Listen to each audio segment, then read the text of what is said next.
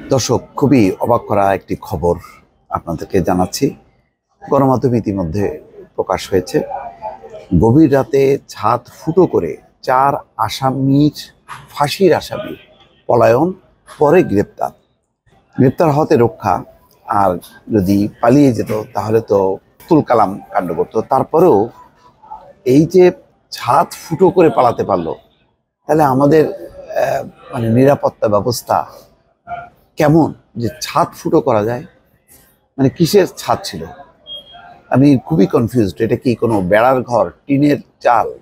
যদি কংক্রিটের ছাদ হতো তাহলে সেই ছাদ কিভাবে ফুটো করলো, কিভাবে সেই ছাদ ফুটো করে পালিয়ে গেল?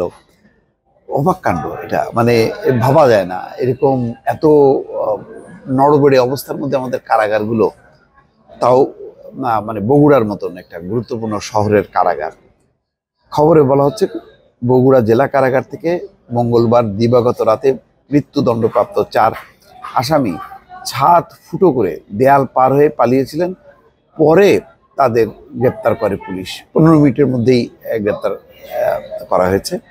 বগুড়া জেলা কারাগারের জেলার মোহাম্মদ ফরিদুর রহমান প্রথম আলোকে বিষয়টি নিশ্চিত করেন। তিনি জানান, 4 জনই ফাঁসির আসামি। তারা পালিয়েছিলেন, পরে কারাগারের পাশের এলাকা থেকে তাদের ধরা হয়। তো কোথায় পালায় গেল, একেবারে পাশের এলাকা থেকে তারা ধরা পড়লো, সেটাও খুব রহস্যজনক। এই পুরো ঘটনাটা অস্বাভাবিক লাগলো, যে ছাদ ফুটো করা একটা বড় ধরনের একটা অস্বাভাবিক ঘটনা। আবার এত দ্রুত বেগে তারা একদম কারাগারের পাশেই ছিল, সেখান থেকে আবার তারা ধরা পড়লো, সেটাও বা কেমন? তাহলে কেন এত কষ্ট করে তারা পালালো? এটা হলো আমার প্রশ্ন। মৃত্যুদণ্ডপ্রাপ্ত 4 আসামি হলেন মোহাম্মদ নজরুল ইসলাম মঞ্জুর, মোহাম্মদ ফরিদউদ্দিন শেখ, মোহাম্মদ আমির হামজা ওরফে আমির হোসেন ও মোহাম্মদ জাকারিয়া। বগুড়ার পুলিশ সুপার সুদীপ কুমার চক্রবর্তী জানান, দিবাগত রাত 3:56 বগুড়া জেলা কারাগারে থাকা মৃত্যুদণ্ডপ্রাপ্ত 4 আসামি প্রিজন সেলের ছাদ ফুটো করে পালিয়ে যায় বলে তারা খবর পান। সাধারণত মৃত্যুদণ্ডপ্রাপ্ত আসামি যখন হয় তাদেরকে একটু আলাদা রাখা হয়, আরও নিরাপত্তা ব্যবস্থার মধ্যে রাখা হয়। এটা কি ধরনের নিরাপত্তা ব্যবস্থা আমি বুঝতে পারছি না। সঙ্গে সঙ্গে বেতার বার্তার মাধ্যমে বগুড়া সদর থানার সব টহল দলকে সর্বোচ্চ সতর্ক অবস্থায় রাখা হয়। বগুড়া সদর থানার টহল দল জেলা কারাগার সংলগ্ন নদীর ওপারের চাষিবাজার থেকে ভোর রাত 4:10 তাদের গ্রেপ্তার করতে সক্ষম হয়। এরপর তাদের বগুড়া গোয়েন্দা পুলিশের কার্যালয়ে নেওয়া হয়।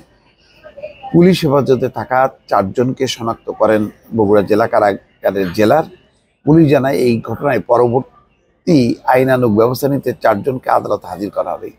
তারা তো মৃত্যুদণ্ডপ্রাপ্ত আসামি, তাদের আর কি মানে আদালতে হাজির করা হবে, কি বা শাস্তি দেওয়া হবে বুঝতে পারছি না। কিন্তু ঘটনাটা খুবই উদ্বেগজনক, যে ছাদ ফুটো করে তাহলে পালানো যায়। এটা খুব তাজ্জব ঘটনা। প্রথম আলো এটা নিয়ে 2টি রিপোর্ট করেছে। দেখা যাচ্ছে যে বগুড়া কারাগারে ছাদ ফুটো করে পলায়নের প্রায় 15 মিনিটের মধ্যে মৃত্যুদণ্ডপ্রাপ্ত 4 আসামিকে গ্রেপ্তার করে পুলিশ। ভোরে বগুড়া শহরের চেলোপাড়া চাষিবাজারের মাছের আড়ত থেকে তাদেরকে গ্রেপ্তার করা হয়। জেলা প্রশাসক মোহাম্মদ সাইফুল ইসলাম গণমাধ্যমকে এই কথা নিশ্চিত করেছেন। সবই তো নিশ্চিত করেছেন বুঝলাম, কিন্তু ঘটনা ঘটলো কিভাবে, ছাদটা কেমন ছিল, এটা একটা বিশ্লেষণ করা দরকার। তাহলে আমাদের সারা দেশে কারাগারগুলোর অবস্থাটা কি, সেটাও একটা কিন্তু চিন্তার বিষয় হয়ে দাঁড়িয়েছে।